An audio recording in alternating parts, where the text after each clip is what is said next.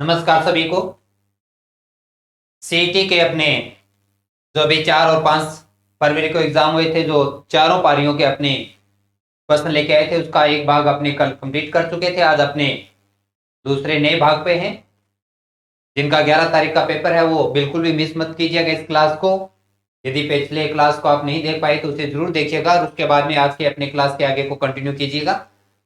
सारे question topic wise अपने last में आके क्षेत्रफल के 2D पे आके रुके थे। आगे शुरुआत करते हैं 3D से आगे कि किस प्रकार से कौन सी पारी में कितने क्वेश्चन आए थे और उन क्वेश्चनों को हमने कैसे किया और आपका क्या आंसर प्राप्त हुआ है, उसका भी मिलान जरूर कीजिएगा। तो 3D के अंदर अगर हम देखें तो अपने पास में चारों पारियों में अगर बात करें तो कुल मिलाकर 7 क्वेश्चन आए थे, जिसमें पहली में 2, दूसरी में भी 2 और 5 तारीख के पहली पारी में भी 3, लेकिन दूसरी पारी में से एक भी क्वेश्चन नहीं उठाया गया। केवल घन का एक वो क्वेश्चन लिया था जिसके 3 पासे 3 फलक रंगे हो, तो उसे मैथ के अंदर काउंट मत कीजिएगा, उसे रीजनिंग के अंदर लेके चलिएगा। अगर उसे काउंट करते तो मैथ का वो एक क्वेश्चन बन जाता है अपने पास में। लेकिन फिलहाल इस प्रकार से 7 क्वेश्चन है और अपने शुरुआत करते अपने आज के पहले क्वेश्चन के साथ।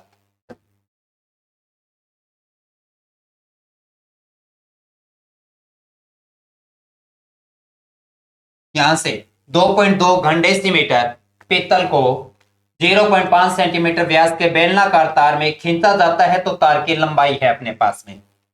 तो इकाइयां बदलने पे मैं जैसे शॉर्ट्स बना चुका था, आपको भी ध्यान में होगा कि एक डेसीमीटर के बराबर में एक डेसीमीटर के बराबर में जो होता है वो अपने पास में 10 सेंटीमीटर होता है। एक डेसीमीटर के बराबर में 10 सेंटीमीटर, पर क्योंकि यहाँ घन डेसीमीटर है तो हमारे पास में क्या होगा, 2.2 इंटू 10 इंटू 10 इंटू 10। ये घन डेसीमीटर को सेंटीमीटर में बदलने के लिए 1000 से गुणा करना पड़ा। अगर वो वर्ग होता तो 100 से गुणा, अगर वो सिर्फ घन मीटर को सेंटीमीटर में बदलना होता तो 10 से गुणा करना है। क्योंकि हमें इस जो ठोस धातु या पीतल दिया गया था, इस पीतल से जो हमें तार बनाना है, इस पीतल से जो तार बनाना है वो तार हमारे पास में बेलनाकार है और बेलनाकार तार के देखिए हमें व्यास दे रखा है 0.5 सेंटीमीटर। अब क्योंकि डेसीमीटर दिया था तो उसे सेंटीमीटर में बदलने के लिए आपने 1000 से गुणा किया, ये हमें एक आयतन प्राप्त हुआ। इस तार से हमें बेलन बनाना है और बेलन के आयतन का फॉर्मूला हम क्या जानते हैं, बेलन के आयतन का फॉर्मूला जानते हैं पाई आर स्क्वायर। आर हमें नहीं उपलब्ध, लेकिन व्यास दे रखा है, पर व्यास का आधा ही तो त्रिज्या होता है अपने पास में। 0.5 बटे में 2, 0.5 बटे में 2 और एच के बारे में हमें जानकारी नहीं है। केवल इतना करना था कि वो जो आयतन दे रखा था वो बेलन के आयतन के बराबर रखना था, एच का मान हमें प्राप्त करना है और इससे बड़ा कोई क्वेश्चन नहीं था इसमें। तो ये हल करें अपने पास में। पॉइंट काटने के बाद में यहाँ पे अपने पास 0, पॉइंट काटने के बाद में यहाँ पर 0, 5 से कट गया अपने पास 4, 5 से कट गया अपने पास में 4, यहाँ से हुआ 22 से 22 काट देते हैं, पॉइंट हटाएंगे नीचे 10 आएगा, 0 कट जाएगा अपने पास में। और यहाँ से देखिए अपने पास में वैल्यू क्या प्राप्त हुई, 4 चौके 16, 16 साथी होता है अपने पास में 112 अपने पास में। तो यहाँ पर 112 और आगे 2 जीरो है तो 112 डबल जीरो, ये हमें प्राप्त हुआ है क्या, सेंटीमीटर। क्या प्राप्त हुई, तार की लंबाई प्राप्त हुई है, एच का मान प्राप्त हुआ है। तो अपने पास 11200 सेंटीमीटर उस तार की लंबाई बनेगी, पर क्योंकि हमसे उसका जो लंबाई है वो मीटर में पूछा गया, देखिए ऑप्शन में कहीं नहीं है सेंटीमीटर, तो इसमें हमने 100 का भाग दिया। 11200 में जब 100 का भाग देंगे तो हमारे पास मान क्या प्राप्त होगा, 112 मीटर, जो कि ऑप्शन नंबर हमें डी में दिखाई दे रहा है। ये अपना आज का पहला 36, क्यों, क्योंकि 35 क्वेश्चन हम पहले पिछली क्लास में करके आ चुके थे। अगर आपने नहीं देखा तो उस क्लास को जरूर देखिएगा। आते अपने इसे 4 तारीख का पहली पारी का एक और क्वेश्चन, क्योंकि 2 क्वेश्चन आए थे अपने पास में और 5 तारीख के पहली पारी में 3 क्वेश्चन रखे गए थे। एक गोले का व्यास 0.7 सेंटीमीटर है, हमारे पास में एक गोला दे रखा है, उस गोले का व्यास दे रखा है, पर हमें तो त्रिज्या की आवश्यकता होती है। त्रिज्या हमें चाहिए 0.7 बटे में 2 सेंटीमीटर हमें त्रिज्या प्राप्त हुई। क्या पानी की टंकी में ऐसे 3000 गोले पूर्ण रूप से पानी भरकर बाहर निकाला जाता है तो निकलने वाले पानी का आयतन। एक सामान्य सी बात आप समझ रहे हैं सभी, साइड क्या करना होगा कि इस गोले के अंदर पानी भरा है, इसको पानी से भरेंगे, बाहर निकालेंगे, तो इसका मतलब इसके आयतन की आवश्यकता है। अगर एक बार निकाला तो एक बार आयतन, 2 बार भर के निकाला तो 2 बार आयतन, 3 बार भर के निकाला तो 3 बार आयतन, लेकिन हमने तो 3 1000 बार इसको भर के निकाला है, तो हमें सिर्फ और सिर्फ क्या करना है, गोले का आयतन। क्या रहता है गोले का आयतन? तो गोले का आयतन रहता है 4/3 पाई आर क्यूब।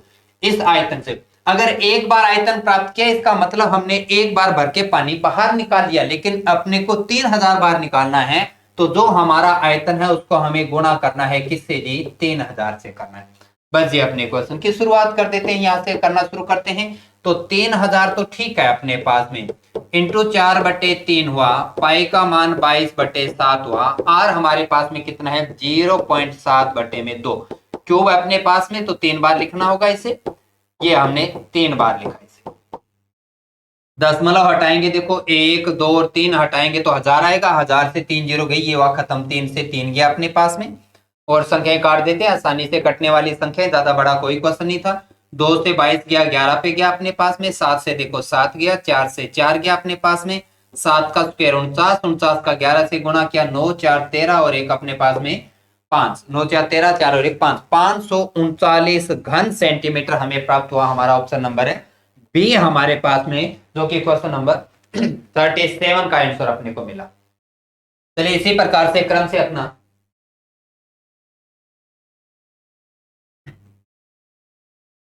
हाँ जी आगे का क्वेश्चन नंबर 38 अपने पास में।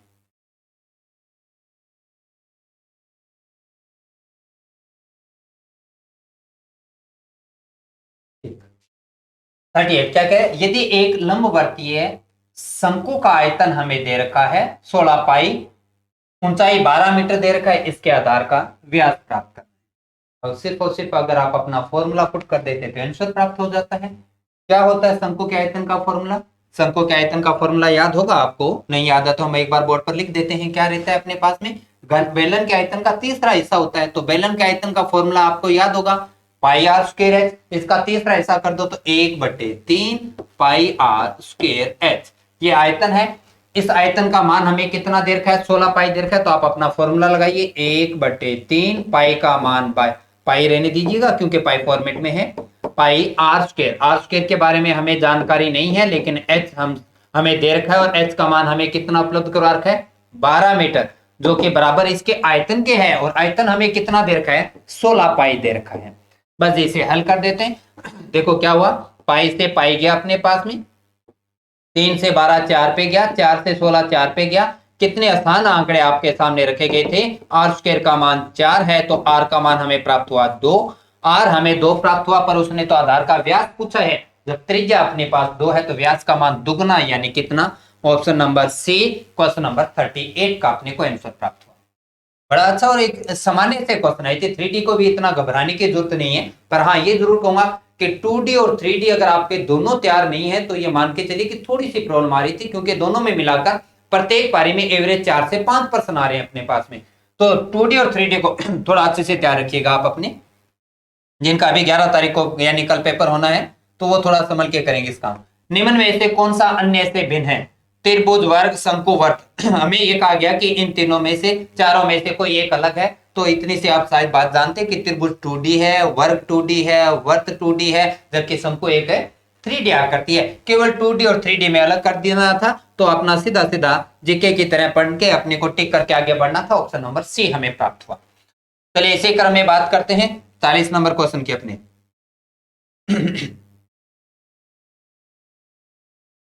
अब बताओ, ऐसा क्वेश्चन भी हमारे सामने रख दिया, मतलब इस क्वेश्चन को करने के बाद में, जिसका एग्जाम था 5 तारीख को पहली पारी में, ये क्वेश्चन करने के बाद में वो खुद विद्यार्थी सोच रहा होगा कि इतनी आसान बात थोड़ी ना पूछी जाती है, कुछ गड़बड़ कर दिया होगा मैंने। मतलब कुछ ऐसे कभी कभार अध्ययन बोर्ड इतना इजी है, इतना ऐसा क्वेश्चन रख देता है जिसे पढ़ते ही हो तो जाता है, लेकिन ये समझ में है कि क्या इतनी आसान बात भी इतने बड़े स्तर पर पूछी जा सकती है। जबकि ऐसा यहाँ पर हुआ कि 5 सेंटीमीटर भुजा के 2 घनों को, अभी 2 घन है हमारे पास में, 2 घन है हमारे पास में 5-5 सेंटीमीटर के, ये इस प्रकार से। अब वो ये कहते हैं कि 5-5 सेंटीमीटर के 2 घनों को जोड़ दो, एक साइड में चिपका दीजिए। 2 घनों को जोड़कर एक घनाभ बनाया जाता है, बिल्कुल घनाभ बन जाएगा, लंबाई अलग हो जाएगी, चौड़ाई ऊंचाई अलग अलग रहेगी। इस प्रकार से बने घनाभ की लंबाई, तो पहले की लंबाई 5 थी, दूसरे की 5 थी, दोनों घनों को जोड़ दिया तो लंबाई क्या होगी जी अपने पास में 10। अब ऐसे क्वेश्चन के लिए कोई फॉर्मूला या कोई एनर्जी थोड़ी ना लगाना है अपने को, तो देखते ही उठा के करने वाले प्रश्न था, क्योंकि इससे पिछले वाला प्रश्न भी तो कुछ ऐसा ही था अपने पास में। और ये क्वेश्चन ऐसा अपने पास में लंबाई पूछी थी 10 सेंटीमीटर को टिक करो और आगे बढ़िए यहां से क्वेश्चन नंबर 40। आइए यहां पर ये अच्छा क्वेश्चन कह सकते हैं थोड़ा सा अपने पास में। देखो बड़ा भी बनाने का प्रयास किया गया इस क्वेश्चन को। दो लंबवर्तीय बेलन है, पहले तो डायग्राम बना लेते हैं। अपने पास में दो बेलन है। अच्छा, दोनों बेलन में पहले की त्रिज्या छोटी है और ऊंचाई ज्यादा है। पहले की त्रिज्या छोटी है और ऊंचाई ज्यादा है, ये हमारे पास में पहला बेलन। और दूसरे त्रिज्या की त्रिज्या बड़ी है, ऊंचाई कम है, तो यहां पर ये दूसरा। दोनों बेलन हमारे सामने आए जिसमें त्रिज्याओं का अनुपात 2:3 दे रखा है। त्रिज्याओं का अनुपात 2:3, तो इसकी त्रिज्या 2 है तो इसकी त्रिज्या 3 है। ऊंचाई की बात करें तो इसकी ऊंचाई 5 है, इसकी ऊंचाई 4 है। अब दो चीजें पूछी है। पहली पूछी है उन्होंने क्या कि हमें इनके दोनों के वक्र पृष्ठ का क्षेत्रफल बताइए। वक्र पृष्ठ मतलब 2πr/h फॉर्मूला होता है। संपूर्ण कहता तो क्या होता है 2πr, r+h होता। वक्र पृष्ठ का मतलब 2πr/h। तो मैं वक्र पृष्ठ बता रहा हूं पहले आयतन अपने पास में। वक्र पृष्ठ 2π का मान पाई रहने दीजिए, r2 h5 ये पहले। अच्छा, जो अनुपातिक मान दिया जाता है ऐसे प्रश्नों में वही आप विमाएं मान के चलिए। अगर आपको अनुपात 2 है तो आपकी त्रिज्या भी 2 है। आपके ऊंचाई का अनुपात 5 है तो आपकी ऊंचाई ही 5 है। जो अनुपातिक वैल्यू है वही वास्तविक विमाएं है, आपको ये मान के चलना होगा। तो यहां से ये 2πr/h पहले बेलन का। दूसरे पे आइए, इसका फॉर्मूला भी तो वही रहेगा 2πr और h। अब इनके बीच में अनुपात प्राप्त करना है, तो हमारा पहला अनुपात हमें प्राप्त हो रहा है। देखो कितना 2π गया अपने पास में। यहां से अपने पास में ये 5 2 10, ये हो गया 4 3 12। रेशियो हमें प्राप्त हुआ कितना 5:6। अगर मैं पहले अनुपात को देखूं 5:6 नहीं है, 5:6 नहीं है, 5:6 नहीं है, तो सीधी सी बात है जी आपका क्वेश्चन तो खत्म हो गया। डी टिक करो और आगे बढ़िए। और क्योंकि हम सीख रहे हैं आज कल के पेपर के लिए, तो आप इसे और आगे बढ़ाइए। आयतन का अनुपात पूछा था। आयतन का फॉर्मूला क्या होता है πr²। आर कितनी है जी पहले की 2 × 2। ऊंचाई कितनी है 5। दूसरे का पाई r²। r² कितना है 3 × 3। ऊंचाई कितनी है अपने पास में 4। रेशो प्राप्त करना है, पाई से पाई गया अपने पास में, 4 से 4 गया अपने पास में। क्या प्राप्त हुआ 5:9। क्या नहीं दे रखा अपने को आयतन का अनुपात? तो ये हम पहले ही टिक कर चुके थे। हमारा ऑप्शन नंबर डी हमें प्राप्त हुआ 41 नंबर क्वेश्चन में अपने पास में, यानी 41 नंबर, जो कि 5-2 की पहली पारी का क्वेश्चन अपने पास में।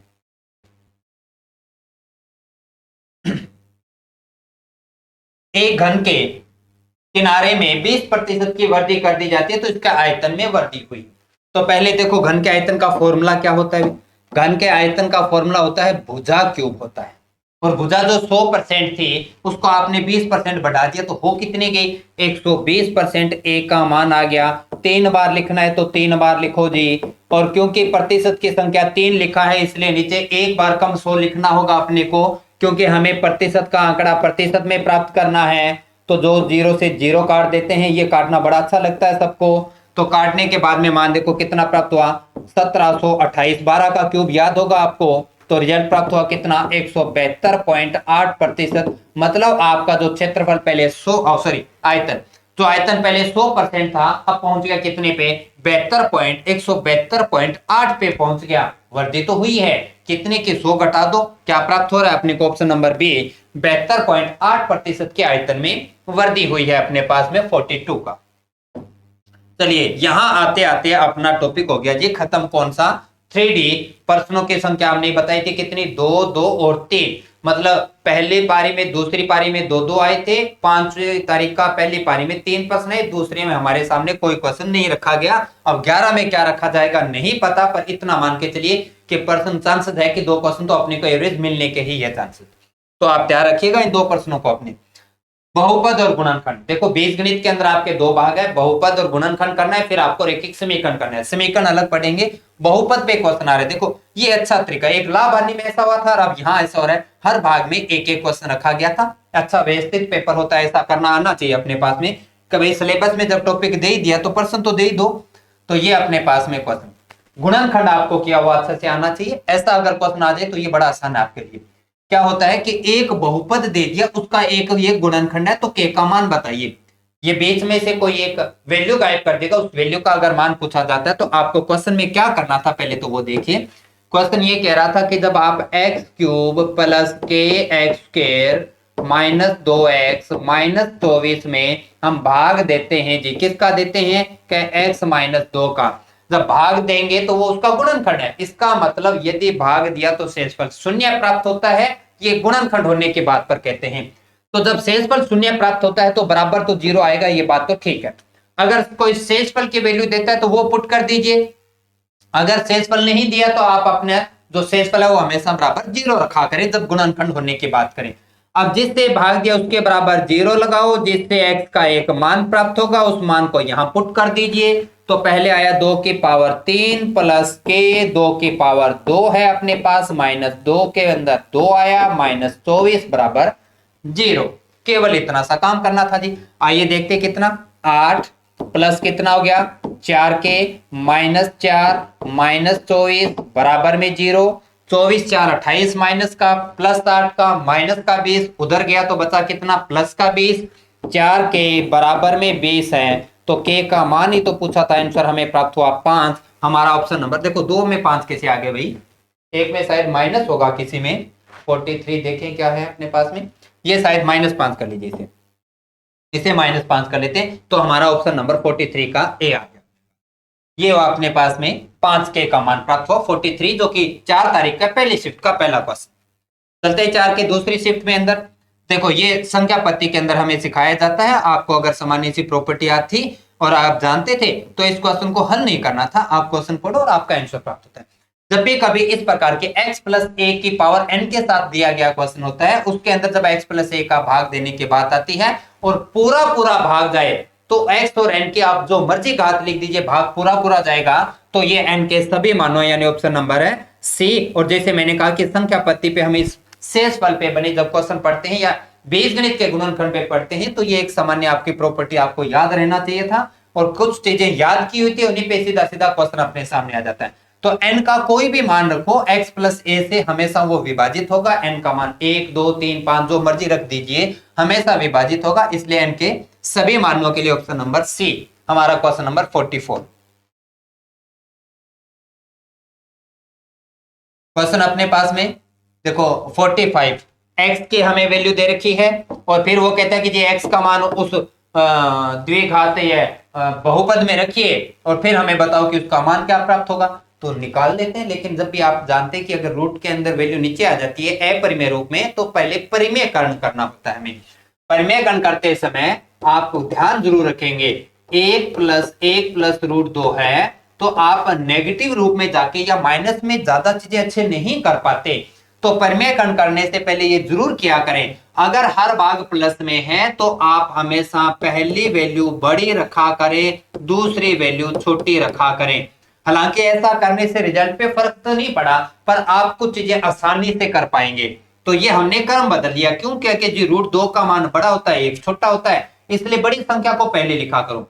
परिमेयकरण करेंगे तो हम किससे गुणा करेंगे? रूट 2 माइनस 1 से ऊपर गुणा करेंगे, रूट 2 माइनस 1 से नीचे गुणा करेंगे। क्या प्राप्त होगा? देखो ऊपर प्राप्त हुआ रूट 2 माइनस 1, नीचे ए स्क्वायर माइनस बी स्क्वायर, बना कि नहीं बना? ए प्लस बी ए माइनस बी, क्या हुआ? ए स्क्वायर माइनस बी स्क्वायर। कितना प्राप्त हो गया जी? 1 प्राप्त हो गया। एक्स की वैल्यू क्या मिली? क्या? Root 2 minus 1। तो रख दो और आपका क्वेश्चन खत्म करो। अपने एक्स की वैल्यू पहले एक्स स्क्वायर में लिख रहे हैं, क्या? रूट 2 माइनस 1 का whole square plus 2 root 2 minus 1 plus 3। ये आपका क्वेश्चन है। हल करने की शुरुआत करें। a माइनस बी का होल स्क्वायर क्या हमें आता है अच्छे से? तो आता है तो लिखो ए स्क्वायर यानी 2, बी स्क्वायर यानी 1 माइनस 2ab माइनस 2 रूट 2। यहां पे 2 का गुणा करते हैं, 2 रूट 2 अपने पास में, फिर वह माइनस 2 हुआ प्लस 3 हुआ अपने पास। ये संख्या यहां से कटी अपने पास में। करने के बाद में देखिएगा अपने पास में प्लस और माइनस का 2 गया तो ये 3 और ये 1 हो गया कितना?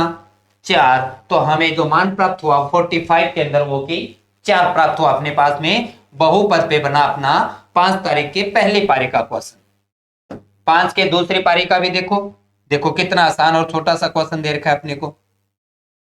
गुणनखंड पे क्वेश्चन आ रहा है, आपको गुणनखंड वाला भाग तैयार रखना होगा। सबसे पहले कॉमन लेते हैं, क्या लेते हैं जी? एक्स स्क्वायर अगर कॉमन ले लें, अगर हम यहां से एक्स स्क्वायर बाहर निकाल दें तो एक्स स्क्वायर जब कॉमन ले लोगे तो क्या प्राप्त होगा? यहां का मान एक्स की पावर 2, यहां से क्या बचेगा? 5x बचेगा। यहां से क्या प्राप्त होगा? यहां पर अपने को 6 प्राप्त होगा। एक्स स्क्वायर कॉमन वाला, इसका मतलब आपका ऑप्शन नंबर बी नहीं है, आपका ऑप्शन डी नहीं है, या ए है और या सी है।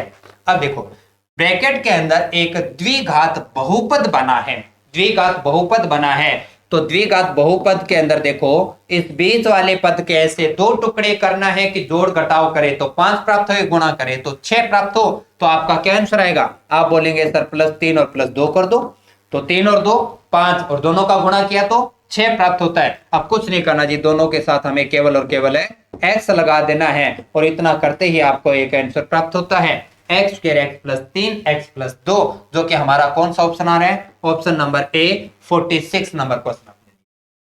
अच्छे क्वेश्चन सर हैं, आपके कल की तैयारी बड़ी अच्छे से होगी, उम्मीद करता हूं कि आप एक अच्छा स्कोर करेंगे। आपको जरूर ध्यान रखना है कि अभी आज अपना बजट हुआ जो अपने उसके अकॉर्डिंग एलडीसी की भर्ती के अकॉर्डिंग जो अपने पास में जो भी चीजें आने वाली है उनके लिए आप तैयारी कीजिए। एलडीसी अगर अपना सिलेबस परिवर्तित नहीं करता है तो गणित के 50 क्वेश्चन आपके सामने लेके आएंगे और गणित के 50% एक सिलेक्शन करवाने में बहुत बड़ा रोल रखेंगे। ये मैं तब की बात कर रहा हूं यदि सिलेबस में परिवर्तन नहीं होता है तो अगर नहीं होता तो 50% के लिए बड़ी शानदार गणित आपको तैयार करनी होगी। आपके लिए अच्छी बात क्या होगी कि आपके सारे वो टॉपिक होंगे जो आप +2 के सीईटी के अंदर आप पढ़ चुके हैं। इसलिए गणित की तैयारी अभी से शुरू कर दीजिए, जिनका 4 और 5 का हो चुका है वो भी, और 11 को जिनका होना बाकी है वो भी, तो आप अभी से शुरू कर दीजिए। और 18 तारीख को मैं एमएस अकेडमी के एप्लीकेशन पर 18 फरवरी को एक लाइव बैच शुरू कर रहा हूं, जिसके आप डेमो क्लासेस जरूर देखिएगा और उसे क्लास को ज्वाइन कीजिएगा। आप ज्वाइन करेंगे तो आपको पता चलेगा कि वहां पर हम बहुत अपडेट अपनी प्रैक्टिस सीट पढ़ रहे हैं। आपको फ्री ऑफ कॉस्ट वहां पर उसमें टेस्ट दिया जाएगा, टेस्ट के जो भी क्वेश्चन दिए जाएंगे उनका वीडियो सॉल्यूशन भी मैं रखूंगा ताकि आपको किसी प्रकार का कोई डाउट बना ना रहे। और जो सीट होगी वो पीडीएफ फॉर्मेट में आप अपने मोबाइल में डाउनलोड कर पाएंगे। ये सारी सुविधाएं बनी रहेगी अपने इस कोर्स के अंदर। लाइव क्लास की बात करें तो इतना बड़ा सिलेबस होगा तो हमें कम से कम 3 से 4 महीने क्लास को रेगुलर जो है लाइव रखना पड़ेगा, यानी प्रतिदिन हम 1 से 1.5 घंटे क्लास रखेंगे। आपने 4 महीने तक या 3 महीने तक, जब तक हम पहले से लेकर लास्ट टॉपिक तो खत्म नहीं कर लेंगे, हम उस प्रकार से चलेंगे। जैसे ही आपका टॉपिक खत्म होगा उसका टेस्ट अपने उसी प्रकार से एप्लीकेशन में बना रहेगा, जिसे आप अपना मूल्यांकन करेंगे। और वीकली या 10 दिन में या 15 दिन में अपने एक ऐसी क्लास भी रखेंगे जिसमें बाय फेस आप सामने आके अपने वीडियो के माध्यम से आप अपने क्वेश्चनों के डाउट मेरे से डिस्कस कर सकते हैं। मतलब मैथ को लेके पूरा का पूरा निश्चिंत हो जाइएगा उस एक कोर्स के साथ में। तो 18 फरवरी को आप और अपने साथियों को वो कोर्स जरूर ज्वाइन करवाएंगे। आइए अपने अपने अगले क्वेश्चन की बात करते हैं। रैखिक समीकरण की बात करें, 2 प्रश्न अपने पास में आए थे।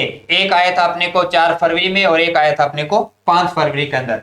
तो जो कि 4 फरवरी का पहली शिफ्ट का था उसमें एक क्वेश्चन रखा गया, 5 फरवरी के जो दूसरी शिफ्ट थी उसमें भी अपने सामने एक क्वेश्चन रखा गया।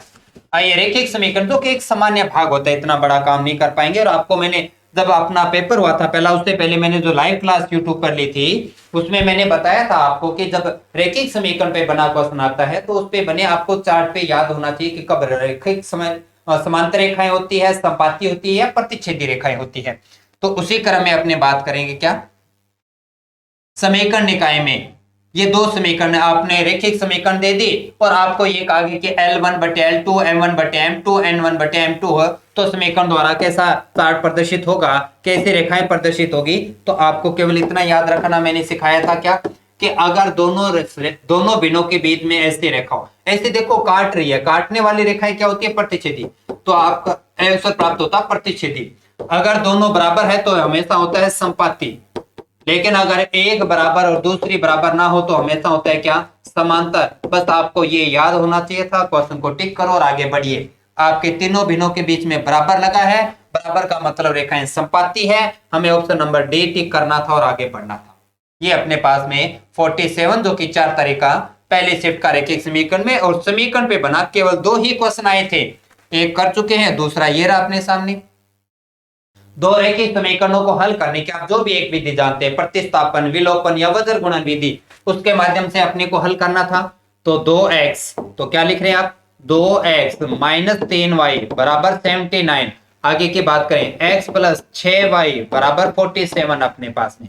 अब इसे हल करते हैं। समीकरण 2 को अगर मैं 2 से गुणा कर दूं, समीकरण 2 को अगर 2 से गुणा कर दें तो क्या प्राप्त होगा, देखो भाई 2 से गुणा कर दिया तो 2x, ये हो गया 6 × 2 = 12y, यहां से 47 × 2 = 94 हो गया, अब दोनों समीकरणों में एक को दूसरी में से घटा देते हैं।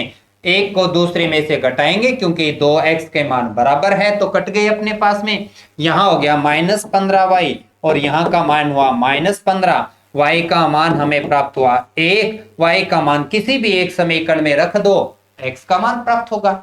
अगर मैं y का मान यहां रखता हूं तो 6 हो गया कि नहीं हो गया, 6 उधर जाएगा तो माइनस करेगा, कितना प्राप्त होगा 41। किसका मान प्राप्त होगा, x का। तो हमें दो मान प्राप्त हुए, x बराबर में 41, y बराबर में 1। तो हमसे पूछा है x माइनस वाई, तो 41 माइनस 1 आंसर आया कितना, 40, ऑप्शन नंबर ए। ये अपने पास 48 और यहां बहुपद और अपनी समीकरण पार्ट भी खत्म होता है। तो आज के क्लास में अभी तक 3D पढ़ा, बहुपद पढ़ा और अब अपनों ने रेखिक समीकरण किया। चलिए आगे चलते हैं, कौन से पे देखते हैं, त्रिकोणमिति। देखो आपको क्लासरूम में बड़े अच्छे से करवाया है, जितनी चीजें आपने पढ़ी है उन चीजों को साथ में रहिए, आपको नहीं अफसोस होगा सीईटी के इस एग्जाम के अंदर। त्रिकोणमिति में अपने पास 7 क्वेश्चन आए, 2 2 2 1 के रूप में आए अपने पास में। तो त्रिकोणमिति में देखो आपके एवरेज 2 क्वेश्चन चले थे, लास्ट पारी में जाके पता नहीं क्यों उन्होंने कम किया, एक ही क्वेश्चन वहां से रखा अपने लिए। शुरुआत करते हैं अपने त्रिकोणमिति के पहले क्वेश्चन पे। ये क्वेश्चन एक बार नहीं 2 बार आपको दे दिया, बस केवल वैल्यू बदलते हुए। हमें देखो मान किसका दे रखा है, साइन अल्फा बराबर 3/4। लाल बट्टे कक्का के माध्यम से आप क्या जानते हैं, साइन के बराबर में 2 भुजाएं होती है, कौन कौन सी होती है, लंब बटे कर्ण होता है। तो लंब का मान 3, कर्ण का मान 4। तो आधार बता पाएंगे कि नहीं बताएंगे।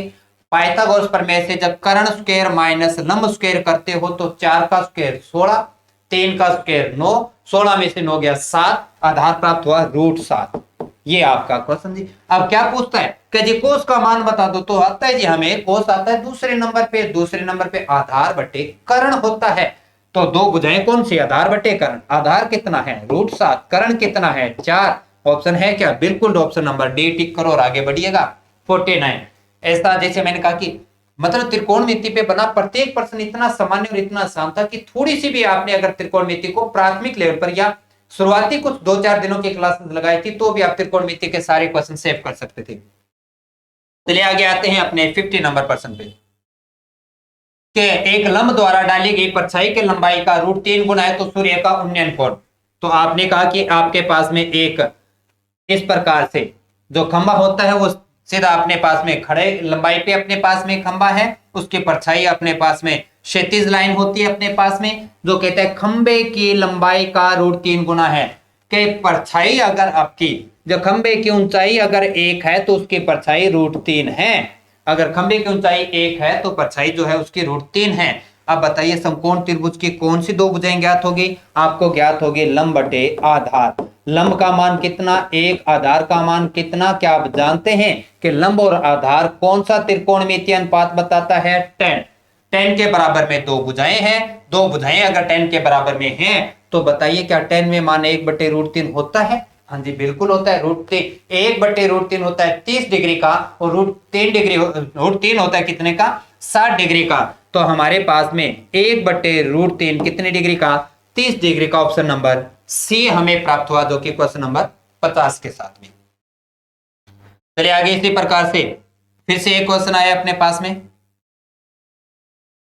कोस a/b 4 का दूसरी पारी का अपना क्वेश्चन, कोस a/b। तो 2 भुजाएं फिर से दे दी, कौन कौन से दे दीजिए, कोस बराबर में क्या होता है, आधार बटे कर्ण होता है। आधार a है, कर्ण b है। पाइथागोरस प्रमेय से लंब कितना प्राप्त हुआ, पाइथागोरस प्रमेय से प्राप्त हुआ कर्ण स्क्वायर माइनस आधार स्क्वायर। हमसे मान सिर्फ पूछा गया किसका, 10 कौन से नंबर पे, तीसरे नंबर पे। कौन सी 2 भुजाएं, लंब बटे आधार। लंब कितना है अपने पास में के जी √b² माइनस a² और आधार कितना है a। तो हमें ये दिखाई दे रहा है कहां पर, हमारा ऑप्शन नंबर है सी। इतना सामान्य और शुरुआती क्वेश्चन आपसे जो त्रिकोणमिति पूछता है वो क्वेश्चन आपके एग्जाम में रखे गए। चलिए आगे बढ़ते हैं इसी क्रम में। ऊंचाई दूरी पे बना एक और क्वेश्चन, तीनों पारियों में ऐसा लिखा है, एक ऊंचाई दूरी पे एक त्रिकोणमिति अनुपातों पे बना क्वेश्चन है। तो ऊंचाई दूरी वाला क्वेश्चन भी आपको आना चाहिए। देखिए यहाँ पर ये एक अच्छा क्वेश्चन, थोड़ा सा फर्क लगेगा अपने को। यहाँ पर डायग्राम बनाते हैं पहले। डायग्राम में कहते हैं कि एक चट्टान है जिसकी ऊंचाई 150 मीटर, 150 मीटर चट्टान जिसकी ऊंचाई हमें दे रखी है। इसके दोनों तरफ नाव है अपने पास में, दोनों तरफ, दोनों विपरीत पक्ष में बोला हुआ है, देखो लास्ट लाइन में लिखा हुआ है विपरीत दिशा में हो, एक दाएं तरफ है तो एक बाएं तरफ है, और दोनों चट्टान से, दोनों नाव से उसके शीर्ष पे कोण बनाया गया है। एक कोण हमारे पास में 60 डिग्री का है, एक कोण हमारे पास में 30 डिग्री का है। तो नावों के बीच मध्य दूरी क्या है ये ज्ञात करना है, बिल्कुल करेंगे जी। तो आपने आइए पहले डायग्राम में ए, ये हमारा पास में ए, ये बी, ये सी, हमें कौन सी भुजा ज्ञात है, लंब, थीटा कितना है, आधार, और 30 डिग्री। लंब और क्या हम आधार बता पाएंगे, लंब और आधार बताने के लिए हमें tan की जरूरत पड़ेगी। tan में थीटा 30 डिग्री है, tan 30 का मान 1/√3 है, तो tan 30 का मान 1/√3 बराबर दो भुजाएं कौन सी होती है कि जी लंब बटे आधार होता है। लंब कितना है 150, आधार कितना है कि जी वो तो ज्ञात करना है, ये लिखो x, यहां लिख देते हैं x अपने पास में। अब x का मान कितना प्राप्त हुआ, x का मान प्राप्त हुआ 150√3। ये पहले त्रिभुज की बात हुई। चलो आगे आते हैं दूसरे त्रिभुज में। ये दूसरा त्रिभुज है बी सी, और इसे कर देते हैं डी। बी सी डी में देखो अपने पास में लंब अभी भी कितना है 150 है, आधार हमें y लेके मान लेते हैं, ज्ञात करेंगे थीटा कितना है 60। लंब और आधार को लेके फिर tan आता है, tan 60 का मान होता है √3, तो tan 60 का मान √3/1। दो भुजाएं होती है लंब बटे आधार, लंब है 150, आधार के बारे में हमें जानकारी नहीं, हमने मान लिया y। अब जब इसे हल करोगे तो y बराबर में 150 बटे में √3 है, जिसे हल करोगे तो आंसर आएगा 50√3। अब उसने कहा है कि देखो ए बी x का मान कितना है 150√3 है, बी डी y का मान कितना है कि जी 50√3 है, दोनों के बीच की दूरी पूछी है तो कितना प्राप्त हुआ 200√3। हमारा ऑप्शन नंबर हमें ए प्राप्त हुआ है। Question number 52। आइए अपने पास में 53 क्वेश्चन। सर्वसमीका याद है तो क्वेश्चन खत्म हुआ, इसमें इतनी बड़ी एनर्जी नहीं लगाना। क्या जानते हैं आप सर्वसमीका, देखो स्क्वायर वाली सर्वसमीका में क्या हम जानते हैं, cosec square theta minus cot square theta बराबर में क्या होता है जी 1 होता है।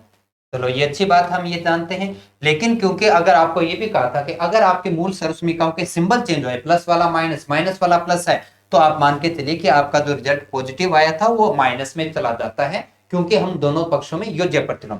अगर मैं दोनों तरफ योज्य प्रतिलोम या -1 से गुणा करते हैं तो आप देखिएगा क्या प्राप्त होगा, माइनस वाला कोट हो जाएगा प्लस में, कोसेक वाला प्लस में हो जाएगा माइनस में, और दोनों तरफ किया है तो ये प्लस वाला किस में हो जाएगा -1 में। केवल ये पूछा था, ऑप्शन नंबर बी को टिक करके आगे बढ़ना था अगर आपको सर्वसमीका याद थी। लेकिन विद्यार्थी क्या जल्दबाजी में बहुत रहते हैं पेपर के दौरान, सामान्य हो सकता है कि उन्होंने ए ऑप्शन टिक करके आगे बढ़े हो, तो ये छोटी छोटी गलतियां ना हो, एक आसान प्रश्न गलत नहीं होना चाहिए अपने से। ये वही क्वेश्चन जो अभी आपने किया था, सेम क्वेश्चन दे दिया आपको, बस उसकी जो स्टेटमेंट है उसकी स्टेटमेंट बदल दिया आपके सामने। क्या जी एक छड़ की लंबाई और उसकी परछाई के बीच में अनुपात है कितना, 1 है √3। और अभी तो किया था आपने, अगर लंब एक आधार √3 हो तो थीटा का मान कितना प्राप्त हुआ था 30 डिग्री, ऑप्शन नंबर डी। बस इसे भी केवल देखना था और टिक करके आगे बढ़ना था, अपने को ये ध्यान रखना है। त्रिकोणमिति के 54 में आपने ये क्वेश्चन पहले कर चुके थे, इसलिए मैं सीधा छोटी सी बात में खत्म करता हूं, क्योंकि सेम क्वेश्चन आपके सामने आया। ये लाइव क्लास जब यूट्यूब पर ली थी तो मैंने ये क्वेश्चन आपको करवाया था, अगर आपको याददाश्त में आ रहा है तो। अगर आपने क्लासेस लगाई थी, बहुत बड़ी ज्यादा मैंने क्लासेस नहीं ली थी, एग्जाम से पहले 5-7 क्लासेस थी, उसके अंदर हम ये क्वेश्चन करवा चुके थे। देखिए कैसे, अगर हमें ये कहूं कि कोस थीटा बराबर कोस स्क्वायर थीटा बराबर 1 है, अगर मैं कोस स्क्वायर थीटा को लेफ्ट से राइट में लेके चलूं तो क्या प्राप्त होगा, देखो कुछ ऐसा मान प्राप्त होगा, कोस थीटा बराबर 1 - कोस स्क्वायर थीटा। सही लिखा क्या आपने? अच्छा 1 - कोस स्क्वायर क्या जानते हो कि जी 1 - कोस स्क्वायर थीटा होता है वो साइन स्क्वायर थीटा होता है, किसके बराबर में होता है, कोस थीटा के बराबर में होता है। तो बस ये अपना क्वेश्चन खत्म हुआ। क्या मैं जहां जहां साइन स्क्वायर आएगा वहां पर कोस थीटा लिख सकते हैं? हाँ जी लिखा जा सकता है। तो देखो फिर हम कैसे करते हैं, साइन की पावर 4 है, तो क्या साइन की पावर 4 को आपने साइन स्क्वायर थीटा का होल स्क्वायर प्लस यहां पर क्या है अपने पास में साइन स्क्वायर थीटा है, और बराबर वो अपने से मान पूछ रहा है। अब आपने अभी कहा था जहां साइन स्क्वायर है वहां पर कोस थीटा लिख सकते हो, तो साइन स्क्वायर की जगह कोस थीटा लिखा, तो ये हो गया क्या कोस स्क्वायर थीटा, और इसकी जगह भी तो क्या हो गया कोस थीटा, और ये मान पूछा है। क्या वास्तव में यही मान हमें क्वेश्चन में दे नहीं रखा? बस क्रम आगे पीछे उससे क्या फर्क पड़ता है? आप जानते हो 2+3 या 3+2 आंसर तो सेम आएगा। तो cos square theta plus cos theta का मान अभी भी वही प्राप्त हुआ जो आपने दिया था, ऑप्शन नंबर सी हमें प्राप्त हुआ। अच्छा क्वेश्चन है अपने पास में। चलिए इसी प्रकार से, अच्छा यहां पर आके ज्यामिति खत्म हो जाती है। अब आगे निर्देशांक ज्यामिति, इसे पता नहीं क्यों इतना हल्के में रखा इन्होंने। आपके चारों पारियों में सिर्फ पहले पारी में पहला पेपर हुआ था तब एक क्वेश्चन दिया, उसके अलावा दिया नहीं। वो भी एक ऐसा दे दिया जो सिलेबस में उस प्रकार से नहीं मेंशन किया गया, क्योंकि ढलान के बारे में हमें कक्षा 11th के अंदर जब पहुंचते तो हमें निर्देशांक ज्यामिति में पढ़ने को मिलता है, क्योंकि आपके सिलेबस में सामान्य अनुपात और दूरी और अपने कार्तीय तल के बारे में बात हुई थी। फिर भी चलो अपने उस ढलान पे बने क्वेश्चन को करते हैं। पहली पारी में जो आया था अपने पास में, ये वो क्वेश्चन था अपने लिए। जब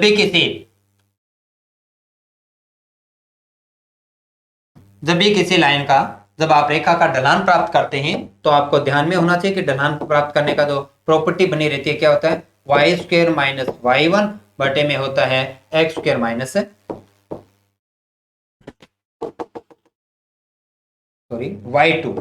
y2 माइनस y1 होता है, और उसके बाद में x2 माइनस x1 होता है। ढलान प्राप्त करने का फॉर्मूला या प्रॉपर्टी कह सकते हैं आप। तो आप देखो y2 अपने पास में कितना है 1 माइनस y1 कितना है 7, 1 माइनस 7, x2 कितना है अपने पास -2 है, x1 कितना है 3 है। तो ये हुआ अपने पास क्या प्राप्त हुआ -6 बटे -5। तो आंसर प्राप्त हुआ कितना 6 बटे 5। हमारे पास में ऑप्शन नंबर हमें प्राप्त हुआ कौन सा, डी अपने को 56 नंबर पर। ठीक है, ये अपने पास में ढलान की बात। निर्देशांक ज्यामिति पे केवल एक ही क्वेश्चन पूछा गया था जिसे आपने हल किया। चलिए आगे बढ़ते हैं। लघु गुणक लोग वाले, देखो ये भी एक अच्छा पेपर का पैटर्न पे आधारित काम हो रहा था। हर भाग में एक एक क्वेश्चन लोग पे रखा था, आपको लोग पढ़ के जाना जरूरी था। लोग बड़ा टॉपिक नहीं था, एक सामान्य और आसानी से किए जाने वाला टॉपिक था आपके लिए, और आपने जितना क्लास में समझा उतने से काम बन जाएगा, भले आपको पूरा टॉपिक बड़े जबरदस्त तरीके से समझ में ना आया हुआ। देखो कैसे जी, लोग 2 बेस जिसका 2 है, सॉरी लोग x+1 जिसका बेस 2 है बराबर में 2 है, तो x का मान बताइए। हमने सीखा कितनी बार अच्छे से, और अब ज्यादा बड़ा समय नहीं लेंगे। क्या हम लघु गणक वाली संख्या, लोग वाली संख्या को घातांक रूप में लिखना जानते हैं? घातांक रूप में लिखते हैं तो क्या करते हैं, बेस आपका वही बना रहता है, नहीं बदलता कभी भी, लेकिन ये दोनों जगह अपने आपस में बदल दी जाती है। इन दोनों को एक्सचेंज करते हैं, तो ये 2 इधर आया तो 2 की पावर 2, ये राइट पक्ष में गया तो कितना आया x+1 आया। यहाँ का मान कितना है 4। बताओ ऐसे खतरनाक प्रश्न अगर हमें अधीनस्थ बोर्ड एग्जाम में दे दे तो फिर क्या चाहिए अपने को। ये +1 इधर आएगा क्या हो जाएगा माइनस, तो x का मान कितना प्राप्त हो जाएगा जी, कि x का मान हमें प्राप्त हुआ 3। हमारा ऑप्शन नंबर ए 57। और इसी पे ही बना क्वेश्चन, लोग को और बड़े रूप में नहीं लेके गया, सामान्य यहीं पे इतने पे बात करके क्वेश्चन खत्म कर दिया था आपने। 57 शिफ्ट पहला का प्रश्न था, वैसा ही क्वेश्चन फिर देखने को मिला शिफ्ट सेकंड के अंदर, उसी दिन की पारी के अंदर। लोग 27 की पावर x है, तो आप, मैं फिर से वही बात कहूंगा कि लोग जो बेस है वो 27 है, लघुगणक x का करना है बराबर 1/6। तो बेस को मत छेड़िए, बेस तो वैसा का वैसा है, आधार 27 का 27 है। ये दोनों अपने आपस में जगह बदलते हैं, क्या लिखते हैं 1/6 बराबर किसके है x के। 27 को क्या लिखना जानते हैं, 27 को क्या लिखना जानते हैं 3 की पावर 3 लिखते हैं। बाहर कितना है 1/6 है, बराबर में x है। इसे हल किया तो क्या प्राप्त हुआ 3 की पावर 1/2 बराबर में है x। क्या आप ये जानकारी रखते हैं कि किसी के अधिघात होने का मतलब उसका हमें क्या करना होता है, वर्गमूल करना होता है। और वर्गमूल हमारा ऑप्शन अपने पास में क्या प्राप्त हुआ B58। क्लियर हुआ अपने पास में। चलिए और आगे बढ़ते हैं। देखो ये अपने पास लघुगणक की जो प्रॉपर्टी पड़ी थी उसमें आपको दें कि जिन संख्याओं का लघुगणक रूप प्राप्त करना है, यदि वो एक दूसरे के साथ गुणा करते हैं तो उनके बीच में प्लस आता है, और यदि वो भाग करते हैं तो उनके बीच में माइनस आता है। तो देखिए आप अपने क्वेश्चन को कुछ ऐसा लिख सकते थे, क्या 4l और m ये तीनों गुणा करें तो आप लिखना जानते हैं, और लिखना चाहिए था लोग 4 प्लस लोग l प्लस लोग m अपने पास में गुणा करें तो बीच में प्लस लगता है, सबके साथ लोग लगाना है। और अगर भाग करें तो आपको लोग लगा के बीच में क्या लगा देना है, माइनस लगा देना है। पर आप लोग 4 को लिखना जानते हैं। मैं यहां से इसे हटाता हूं, रफ काम करते हैं। log 4 को क्या लिख सकते हैं, तो हम लिख सकते हैं कि log 2 की पावर 2 है। तो ये जो 2 है वो पहले, अगर किसी लघुगणक संख्या की पावर लगी हो तो वो पावर उठ के पहले आ जाती है। तो आप क्या लिखते हैं, 2 log 2 plus log L plus log M minus log K। कहां दिखाई दे रहा है, ये बिल्कुल हमारे पहले ऑप्शन में 59 नंबर क्वेश्चन में शो कर रहा है। बिल्कुल ऐसे ही आगे बढ़िए, इसी क्रम में आगे बढ़ते हैं 60 नंबर पे।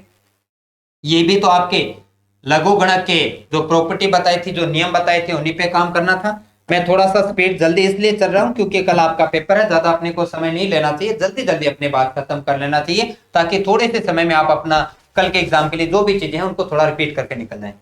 देखो, लघुगणक वाली संख्या जिनका लघुगणक और बेस होता है उनको दो अलग अलग लॉग के रूप में लिख सकते हैं। तो आप क्या लिखेंगे, देखो यहाँ पर आप लिखने जा रहे हैं दोनों को लॉग।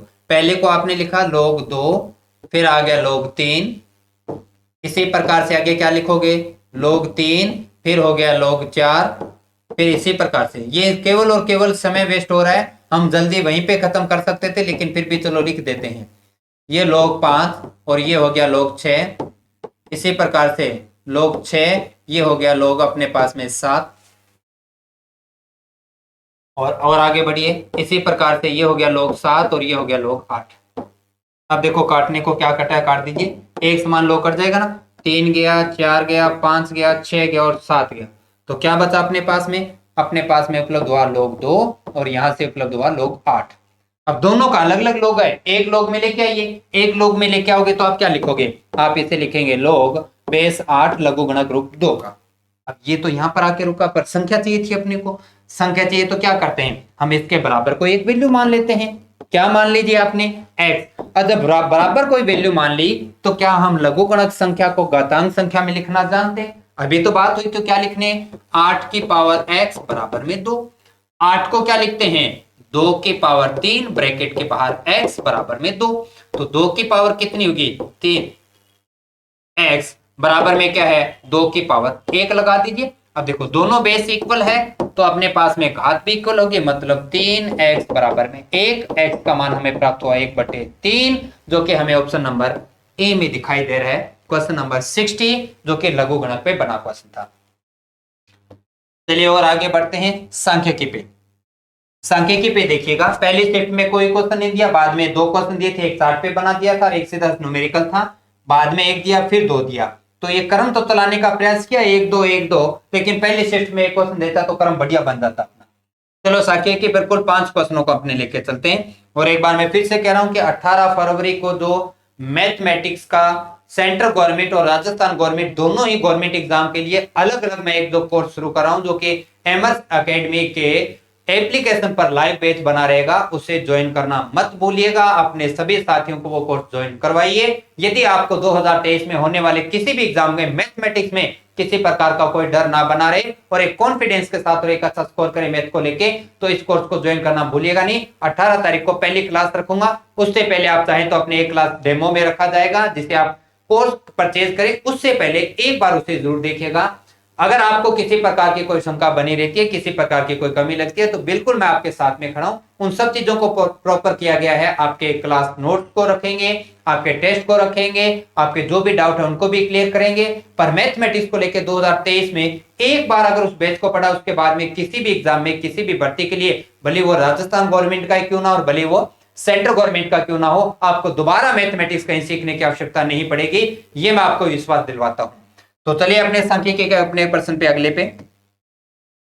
8 क्रमागत पूर्णांक दे रखे हैं अपने पास में और उनका औसत अपने को दिया गया है। 8 क्रमागत पूर्णांक है जिनका औसत अपने को दिया गया है। क्या आप जानते हैं कि जो औसत होता है वो उन संख्याओं का मिड पॉइंट होता है, मध्य मान होता है।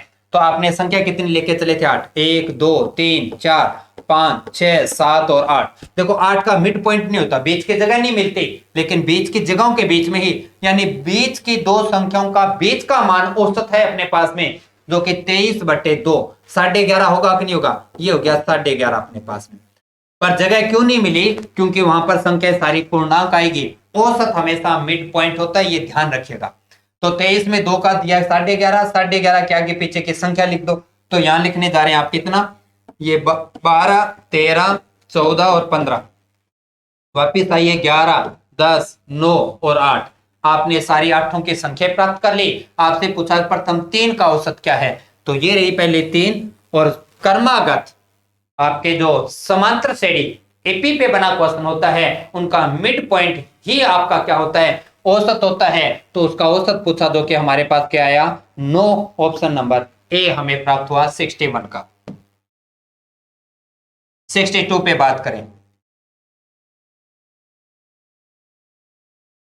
सामान्यतः पेपर के दौरान कुछ विद्यार्थी कंफ्यूज थे इस क्वेश्चन को करने में, और कुछ मेरे साथियों के द्वारा भी जल्दबाजी में थोड़ा सा सही नहीं जानकारी दी गई, तो इस पे मैं बोलना चाहूंगा। अपने निम्न संचयी आवर्ती वक्र में माध्यिका प्राप्त करना था। माध्यिका क्या होता है, देखो अगर आप संख्याओं का आरोही अवरोही क्रम जमाते हैं, मध्यमान ही क्या होता है, माध्यिका होता है।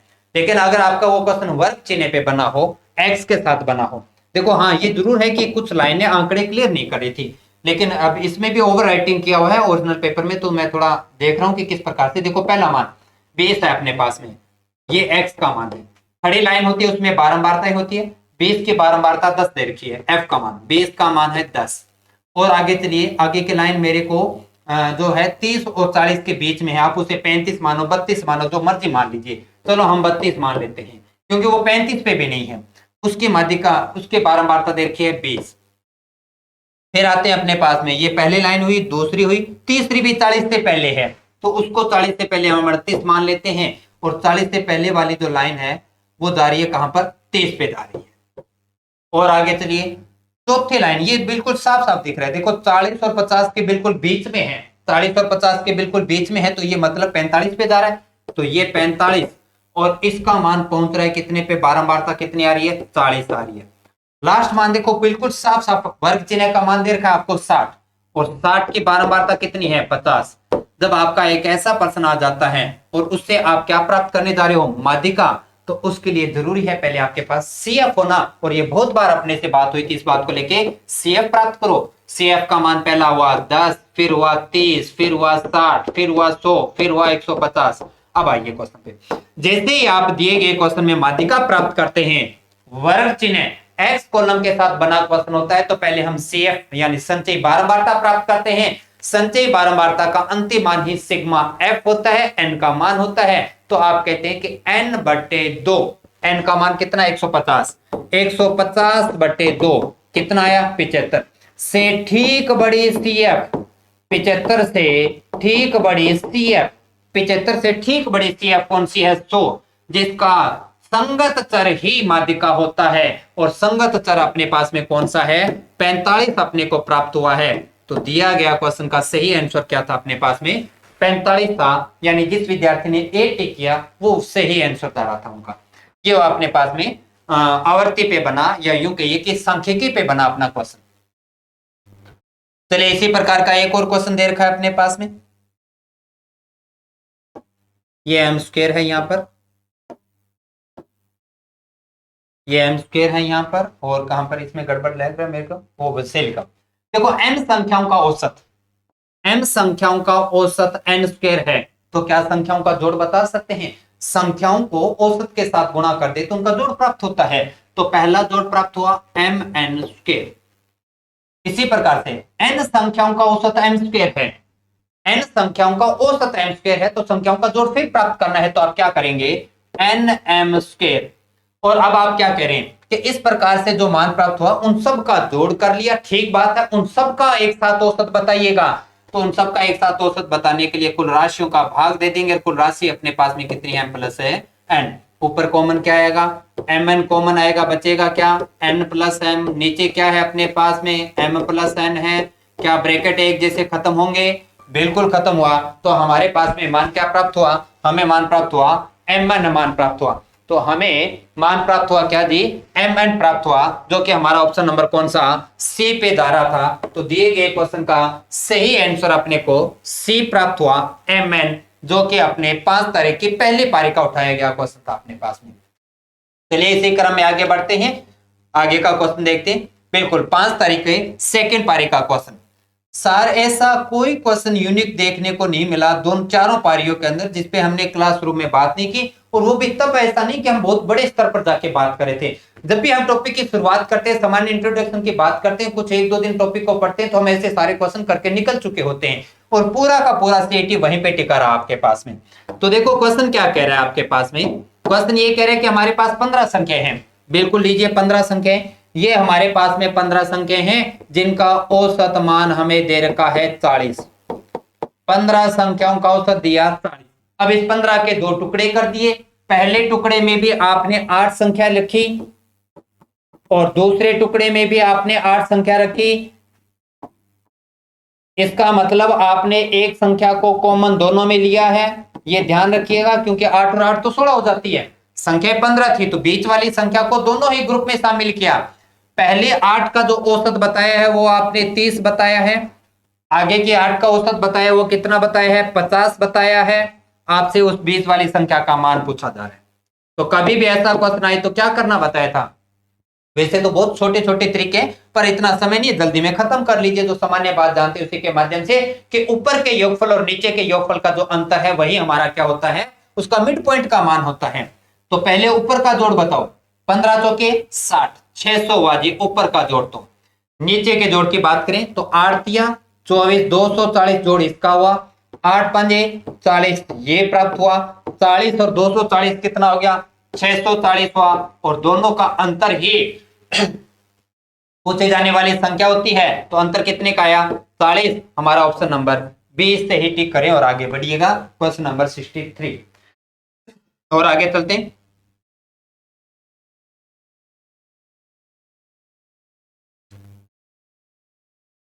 देखो 64 में मैं सीधा बोलना चाहूंगा, आंसर क्या है चेक कर लेते हैं एक बार 64 का। हाँ, इस प्रश्न में देखो कारण क्या है कि आंकड़े थोड़े से ज्यादा हैं और मेरे को समय थोड़ा कम मिल पा रहा है आज, इसलिए जल्दी से क्या करना है, माध्यिका प्राप्त करने के लिए क्या करना है, आंकड़ों का एक क्रम जमाना है। आपके पास जितनी भी संख्या है उनका एक क्रम जमा दीजिए, आरोही क्रम में या अवरोही क्रम में, छोटे से बड़े या बड़े से छोटे जमाने के बाद में मिड पॉइंट ही आपका आंसर होगा। यदि मिड पॉइंट ना मिले तो बीच की दोनों संख्याओं का जोड़ करके 2 का भाग दे दोगे तो आपको आपका माध्यिका प्राप्त हो जाएगी। जब आप 3 से लेके ऐसा क्रम जमाओगे 50 तक है तो बीच की दो संख्याओं का जोड़ करोगे तो हमारे पास आंसर प्राप्त हो जाएगा कितना जी, 64 का ए 12। थोड़ा समय अभाव के कारण मैं इस प्रश्न के आंकड़े लिख नहीं पा रहा, क्योंकि इन आंकड़ों को आराम से देख देख के लिखना होगा। जल्दबाजी में ऐसा नहीं कह सकते कि बहुत जल्दी में हम सारे आंकड़ों को व्यवस्थित कर जाएंगे। कोई संख्या 2 बार आ रही है, कोई 3 बार, कोई 1 बार आ रही है, बीच में रेंडमली संख्या को छोड़ना है। तो क्रम जमाइए, मिड पॉइंट प्राप्त करोगे, माध्यिका प्राप्त होगी 64 का, जो कि 5 की दूसरी पारी का था। जन्म मृत्यु संख्या के केवल और केवल एक प्रश्न लिया गया, वो भी हमारी 4 तारीख के दूसरी शिफ्ट का। बाकी इस पे किसी प्रकार का कोई प्रश्न नहीं आया, पर इतना जरूर ध्यान रखिएगा, जन्म दर और मृत्यु दर हमेशा 100 पे नहीं, हमेशा 1000 पे काउंट की जाती है। और इसी के साथ बना क्वेश्चन आपके पास में था, प्रतिशत के लिए गड़बड़ कर देते हैं और ज्यादा विशेष कुछ नहीं था इस क्वेश्चन में, 1000 पे काम करना है। तो जन्म दर के रूप में पूछा, यदि जीवित जन्म शिशुओं की संख्या 85,000 है तो हमें प्रतिशत बताना है 85 का जन्म दर के रूप में। प्रतिशत 1000 की बात हो रही है और जनसंख्या कितनी है, 1 करोड़। तो जिसका दर पूछा जाता है उस वैल्यू को ऊपर लिखे, जिससे कंपेयर करते उस संख्या को नीचे लिखिए। नीचे आएगा 1 करोड़, तो 1 करोड़ लगा देते हैं जी अपने पास में इस प्रकार से। और क्योंकि मैंने कहा जन्म दर और मृत्यु दर 1000 पर प्राप्त की जाती है तो आप गुणा किससे करेंगे, 1000, और जल्दी में अगर 100 से किया तो वो आंसर जैसा आपका आएगा वो ऑप्शन में भी मिलेगा, इसलिए थोड़ा संभल के काम कीजिएगा आप अपनी। तो 3 और 3 6, 3 और 3 6 जीरो कट गई, तो अपने पास में आंसर आया 85/10, यानी आंसर प्राप्त हुआ 8.5। 65 का ऑप्शन नंबर ए हमें प्राप्त हुआ, जन्म दर और मृत्यु दर पे बना क्वेश्चन। ये विविध क्यों लिखा, देखो पहली पारी में 2 प्रश्न ऐसे आए जिसमें पहला प्रश्न तो आपके संख्या पत्ती से उठा लिए जो कि सिलेबस में मेंशन नहीं किया गया था, और दूसरा एक ऐसा प्रश्न दे दिया जो किसी भी प्रकार से मैथमेटिक्स की एक सामान्य जो बात होती है उस पर बना क्वेश्चन था, जिसे किसी एक चैप्टर में डालना समझदारी नहीं थी, इसलिए मैंने विविध लिख दिए। 2 ऐसे प्रश्न मिले थे हमें जिन प्रश्नों में सिलेबस के साथ में जैसा मेंशन किया गया था वो क्वेश्चन उस प्रकार से नहीं आए हुए थे अपने सामने। देखो ये संख्या, प्रथम 50 प्राकृत संख्याओं का योग प्राप्त करना है। प्राकृत संख्याओं का योग प्राप्त करने का क्या फॉर्मूला याददाश्त में है आपके, क्या रहता है, n(n+1/2)। n क्या होता है, पदों की संख्या, कितनी दे रखा है, 50 दे रखा है, कैसी संख्या है, प्राकृत है। तो प्राकृत का जोड़ का फॉर्मूला ये संख्या पत्ती में पढ़ते हैं और कहीं नहीं आने वाला था अपने पास में ये। तो आगे आते हैं 50 इंटू 51 बटे में हो गया 2, 2 से हो गया 25, ये हो गया 25 से कम 25, 25 5 125 और 2 अपने पास में 127 हो गई। तो ये हुआ अपने पास 1275, ऑप्शन नंबर ए 66 अपने पास में। उसी प्रकार से एक और देखिए, पहली पारी में ही आए थे दोनों क्वेश्चन अपने पास में, ये इस प्रकार से। अब ये चीजें होती है वो सामान्य आप रीजनिंग में पढ़ चुके होते हैं, लेकिन ये सीधा रीजनिंग में डाल दो वो भी सही नहीं है, इसलिए हम इसे गणित के हिस्से में पढ़ रहे हैं कि 1200 व्यक्तियों का एक समूह है जिसमें प्रत्येक 15 पर एक कप्तान बनेगा, कप्तानों की संख्या बताना है। सामान्य विद्यार्थी क्या करेगा, 1200 में 15 का भाग दे देगा, आंसर प्राप्त कर लेगा। जब 1200 में 15 का भाग दोगे, आपका ठीक माना 15 120 80 प्राप्त हो जाएगा। जब आप 80 ग्रुप बना दोगे तो उसमें कप्तान कहां गया, क्योंकि कप्तान को ऊपर रखोगे तो संख्या और बढ़ जाएगी, ये संख्या 1280 पे चली जाएगी।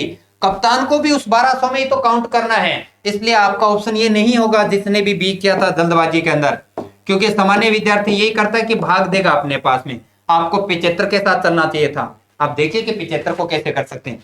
जब आप 75 ग्रुप बनाते हैं और 75 में देखिए 15 सैनिकों के हिसाब से सैनिक कितने हो जाते हैं, तो ये मान हो जाता है 1125। 1125 सैनिक हो गए और प्रत्येक ग्रुप पर एक एक कप्तान है।